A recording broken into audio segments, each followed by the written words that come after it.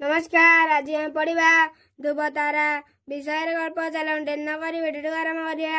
आम देश उत्तान पाद नाम जड़े राजा थिले। तांकर दुई राणी थिले। सेमानंकर नाम थिला सुनीति ओ सोरेचे। सोरेजी पुओ नाम उत्तम ओ सुनीति पुओ नाम ध्रुव। ध्रुवर भल गुण पाई राजा तांको बेसी भल पाउथिले। थरे ध्रुव बापांको कोଳରେ बसिथिला। एहा देखि सुरुचि सही पारिले नाही। तांको राजा कोळरू उठाई आनी उत्तम को बसाई देले। ध्रुव को भारी कष्ट हैला। से कांदी कांदी माँ को पाखरे सबू कहिला।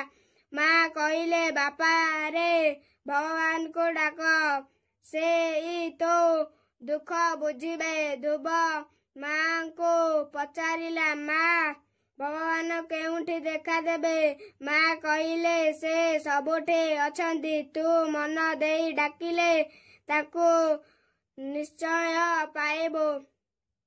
ध्रुव माँ को कथारे विश्वास रखी सबुदिन भगवान को सबु स्थान रे खोजिला, मात्र केउठे हेले पाइला नाही। शेषरे से बण को चलीगला। बण रे बाघ भालू को भगवान मने कला। तार व्याकुलता देखि नारद ताको दिने ब्रह्म मंत्र शिखाई देले। ध्रुव विश्वासर सहित ब्रह्म मंत्र को जप कला।